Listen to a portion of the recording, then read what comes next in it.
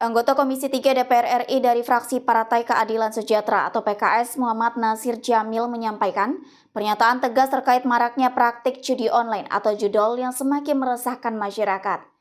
Dalam keterangannya, Nasir mengungkapkan keprihatinannya atas banyaknya korban yang terjerat oleh perjudian daring tersebut.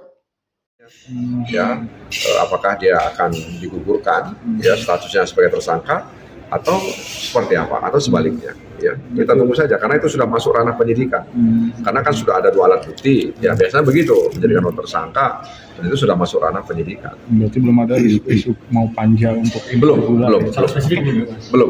Pak Nasir, Pak, ini ada pejabat judi online ini Pak Nasir yang belum diusut Pak.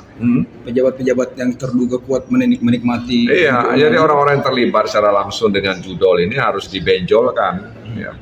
Kepalanya semuanya begitu. Ya. Jadi sangat miris kita lihat situasi ini. Nah karena itu mudah-mudahan penegak hukum bisa menuntaskan ini sampai ke akarnya.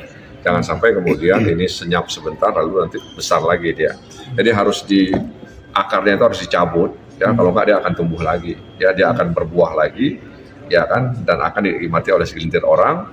Yang kita sayangkan justru pohon itu berbuah di tempat yang seharusnya tidak boleh ada pohon itu. Nah apalagi kemarin kan di Kejagung kan bilang ada ribuan pegawai disebutnya hanya iseng nih Bang, main judol itu gimana Bang? Ya, jadi memang kita tidak melihat ya, memang kadang-kadang ada orang memanfaatkan HP seseorang, ya, ada juga begitu. Ya kalau iseng ya nggak boleh, sebab itu judi, ya nggak boleh. Itu alasan itu nggak bisa kita terima, ya karena iseng, karena judi ya. Kalau iseng-iseng berhadiah ya dalam arti yang positif nggak ada masalah. Ini kan tidak positif, judi begitu ya. Jadi menurut saya ya iseng-iseng itu ya nggak boleh juga ya, apapun lah alasannya nggak boleh karena judi online itu sudah menjadi kejahatan yang serius di Republik ini. Pak, ini UU KPK digugat ke MK, pasal yang diminta untuk dihapus itu kurang lebih yang mengatakan pejabat negara yang mengeluarkan kebijakan yang mengakibatkan negara rugi selama dia tidak menerima keuntungan secara langsung ini untuk dihapus. Sebenarnya pasal 2 dan 3 itu dibuat dengan prinsip kehati-hatian. Prinsip kehati-hatian itu bukan berarti kemudian pejabat itu tidak mandiri, ya tidak. Jadi kehati-hatian, jadi pejabat KPA misalnya kuasa pengguna anggaran itu harus memastikan ya bahwa kebijakannya ini ya tidak menguntungkan orang lain. Kebijakan ini tidak punya celah untuk terjadinya korupsi. Jadi begitu sebenarnya. Memang betul pasal ini seperti pasal karet ya bisa direnggangkan, ya bisa diketatkan begitu. Oleh karena itu memang ya saya tentu menghormati kalau ada pihak yang melakukan uji materi ke Mahkamah Konstitusi karena memang pasal ini kadang ya sering membuat aparat itu, pejabat itu menjadi takut gitu. Jadi salah satu penyebab silpa itu kelebihan anggaran yang tidak digunakan baik di pusat maupun di daerah-daerah itu karena ya pasal itu juga membuat itu. Sebenarnya ada undang-undang tentang administrasi pemerintahan. Jadi undang-undang administrasi pemerintahan itu kami buat waktu itu dalam rangka untuk mencegah kriminalisasi terhadap kebijakan.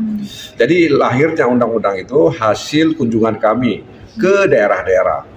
Jadi bupati, wali kota, gubernur mengeluh karena kebijakan mereka itu berpotensi untuk dikriminalkan, dipersoalkan secara hukum, ya. Sehingga dengan demikian kami hadirkan undang-undang administrasi pemerintahan.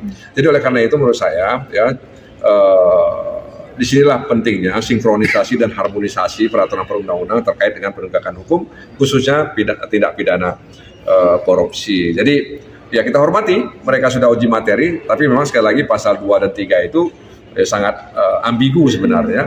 Nah karena itu diharapkan memang majelis hakim di Mahkamah Konstitusi bisa menilai apakah itu layak diterima. Kalau layak diterima lalu disidangkan, lalu diberi keputusan. Tapi sekali lagi memang bahwa pasal 2 dan 3 itu ya sering sekali ya menjadi jebakan Batman bagi Ikuti terus berita menarik dan terupdate lainnya dengan cara like dan share di seluruh akun BI TV. Saya Putri Purwitasari pamit undur diri dari hadapan Anda. Terima kasih dan sampai jumpa.